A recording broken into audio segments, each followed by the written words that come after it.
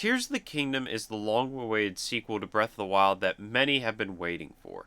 While I had problems with Breath of the Wild being very, bland and had mostly nothing to do other than the main storyline and fetch quests, I hope that Tears of the Kingdom brings more stuff to it.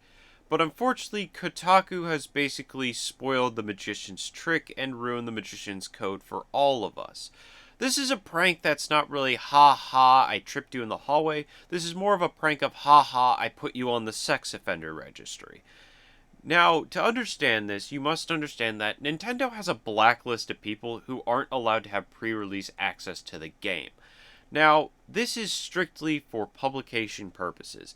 These are publications that they don't trust to play their games ahead of time and give a fair review of it for people to know without spoiling anything ahead of time. And one of those publications is Kotaku. Kotaku, the people who write such thrilling articles like, why were there no women on the opening scene of Saving Private Ryan? The scene of Saving Private Ryan where they're on Normandy, D-Day, Omaha Beach. Yeah, why were there no women there, they want to know.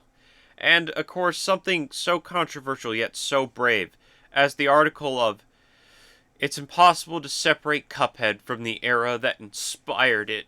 The early days of cartoons. Yeah, I get that there were some controversial cartoons back days, but you have to realize, it was a different time. It was built different in a sense. But upon learning that they were blacklisted from this Nintendo event, they took it in possibly the worst way possible and decided to just all out ruin the game for people.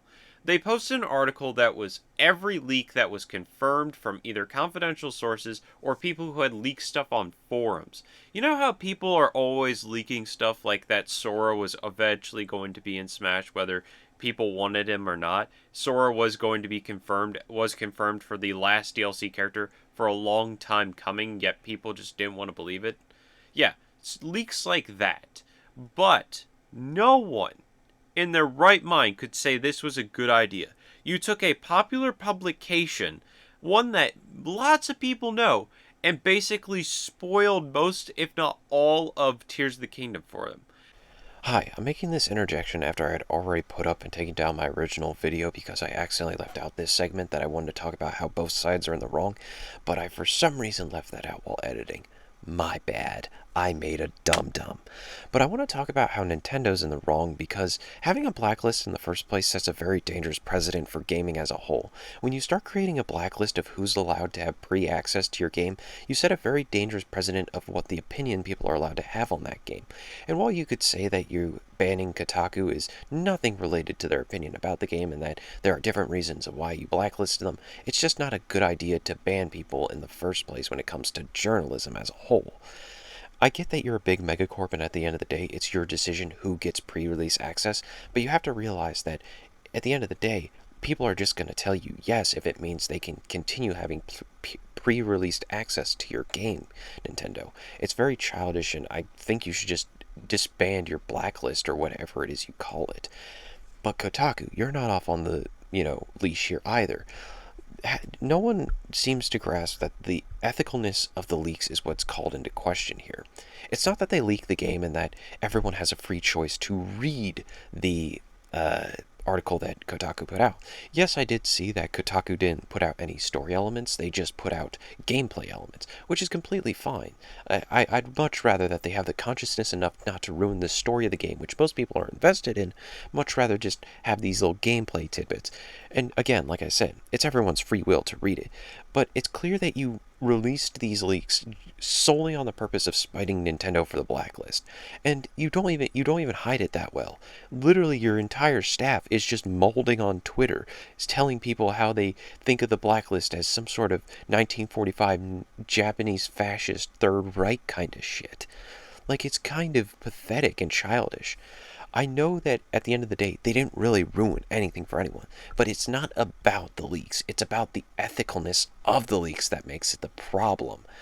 I just wish more people would see that, and that's my stance on how everyone's in the wrong here. It's ridiculous drama because both parties are equally stupid. I know Kotaku has a bad rep, but I will say this. Kotaku does write some good articles. Some good articles that do get pushed way down because not a lot of people click on them because Kotaku doesn't push them. There's a lot of articles out there about how Kotaku writers find themselves in gaming and, how, help them cope with depression and how to help them deal with childhood bullying. And I'm all for that shit. I'm all for, gaming changing people's lives, making them want to do better, making them be better. But the shit that Kotaku pushes is far worse than the shit that's actually good. And that's the problem I have with Kotaku, is that they're unethical, unprofessional, and the shit that they push isn't their good stuff. The shit they suppress, the stories you never see, are the ones you should be reading. The ones that make people feel good inside about gaming. People discovering themselves while, playing a certain game or a certain choice.